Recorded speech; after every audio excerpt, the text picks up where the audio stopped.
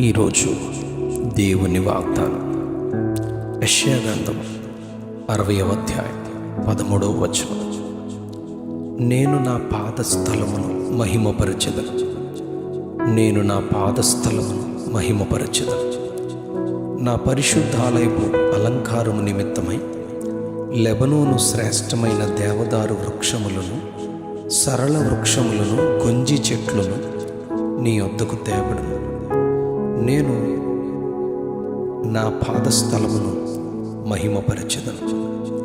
ప్రవక్త అయిన యెషయా దేవుని పరిశుద్ధ ఆలయమును గూర్చి ఈ ప్రవచనాన్ని పలుకుతూ ఉన్నారు. ఈ యావత్ ప్రపంచాన్ని తన నోటి మాట చేత సృజించిన సృష్టికర్త అయిన దేవుడు తాను ఏర్పరచుకొనిన స్థలమును గూర్చి ఎంతో గొప్పగా ప్రకటిస్తూ ఉన్నారు. యెషయా గ్రంథం 66వ అధ్యాయం 1వ వచనంలో ఆకాశము నా సింహాసనము, భూమి నా పాదపీఠము అని ఆయన తన గొప్ప ఉనికిని చాటుకుంటూ ఉన్నారు. యెషయా గ్రంథం 65వ అధ్యాయం 18వ వచనంలో నేను యెరూషలేమును ఆనందకరమైన స్థలముగాను, ఆమె ప్రజలను హర్షించు వారిని గాను సృజించుచున్నాను.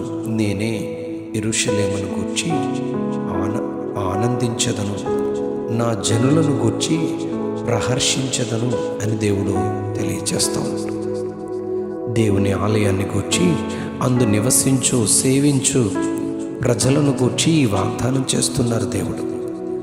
60వ అధ్యాయం యెషయా గ్రంథం 7వ వచనంలో నా శృంగార మందిరమును నేను శృంగారించదను అని ప్రభు మందిరాన్ని కనపరుస్తూ ఉన్నారు.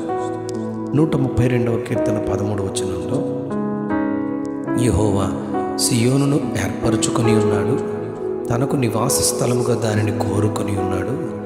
ఇది నేను కోరిన స్థానము, ఇది నిత్యము నాకు విశ్రమ స్థానముగా ఉండును. ఇక్కడనే నేను నివసించదను, దాని ఆహారమును నేను నిండారులుగా దీవించదను. దానిలోని బీదలను ఆహారముతో తృప్తిపరచెదను. దాని యాజకులకు రక్షణను వస్త్రముగా ధరింపచేసేదను. దానిలోని భక్తులు బిగ్గరగా ఆనందగానము చేసేదరని సియోనును గూర్చి, ఆయన పాదస్థలము, ఆయన మందిరాన్ని గూర్చి చెబుతూ ఉన్నారు. యెషయా గ్రంథం 55వ అధ్యాయం 13వ వచనంలో దేవుని మందిరము అలంకారము నిమిత్తము ముండ్ల చెట్లకు బదులుగా దేవదారు వృక్షములు మొలుచును, దోదగుండి చెట్లకు బదులుగా గొంజి వృక్షములు మొలుచును.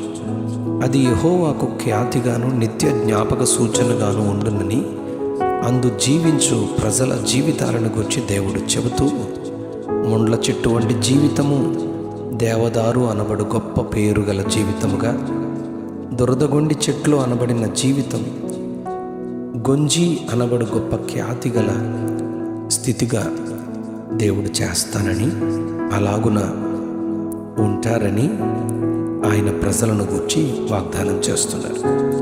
విలువలేని నీచమైన జీవితాలను ఎంతో గొప్ప పేరుగల నీతిగల జీవితములుగా ప్రభు మారుస్తారు. యెషయా గ్రంథం 56వ అధ్యాయం 7వ వచనంలో నా ప్రార్థనా మందిరములో వారిని ఆనందింపచేసేదను. 2వ సమూయేలు 22:7లో 18వ కీర్తన 6వ వచనంలో నా శ్రమలో నేను యెహోవాకు మొరపెట్టి తిని ఆయన తన ఆలయములో ఆలకించి నా ప్రార్థనను అంగీకరించనని దేవుని మందిరము ఆలయమును గూర్చి దావీదు తెలియజేస్తూ ఉన్నాడు. ఈ మందిరాన్ని గూర్చి మొట్టమొదట తెలుసుకున్నవాడు, దర్శనము ద్వారా గుర్తించి ప్రకటించినవాడు ఇస్సాకు కుమారుడైన యాకోబే. తలగడగా రాయిని చేసుకుని నిద్రిస్తున్న స్థితిలో కలగని ఆకాశము నుండి భూమిపైకి నిచ్చెన వేయబడి, దానిపై క్రింద నుండి పైకి, పై నుండి క్రిందకు ఎక్కుచూ దిగుచూ ఉన్న దేవుని దూతలను దేవునిని చూచి వాగ్దానం పొందుకున్న తర్వాత ఆదికాండం 28వ అధ్యాయం 16వ వచనంలో నిశ్చయముగా యెహోవా ఈ స్థలమందున్నాడు, అది నాకు తెలియకపోయెను. ఈ స్థలము ఎంతో భయంకరము, ఇది దేవుని మందిరమే గాని వేరొకటి కాదు, పరలోకపు గవిని ఇదే అని యాకోబు చెబుతూ ఉన్నాడు. దేవుని మందిరం, ఆయన పరిశుద్ధ మందిరం, ఆయన పాదస్థలం ఎంతో గొప్పగా ఆయన మహిమపరుస్తూ అందు నివసించు ప్రజల యొక్క జీవితాలను ఆయన ఆశీర్వదించు దేవునిగా, ఘనపరుచు మహిమపరచు దేవునిగా ఉన్నాడు. ఆయన పాదస్థలమైన దేవుని మందిరమును మహిమపరచుదునని వాగ్దానం చేస్తున్న దేవుడే మందిరాన్ని, అందు నివసించు మనలను, ప్రార్థించు నీ మనవిని, మ్రొక్కుకొను నీ మ్రొక్కుబడిని అంగీకరించి మనలను మహిమపరిచి ఘనపరిచి దీవించును గాక. Amen, amen, amen. నేను నా పాదస్థలమును మహిమపరచెదను. నేను నా పాదస్థలమును మహిమపరచెదను. ఆమెన్.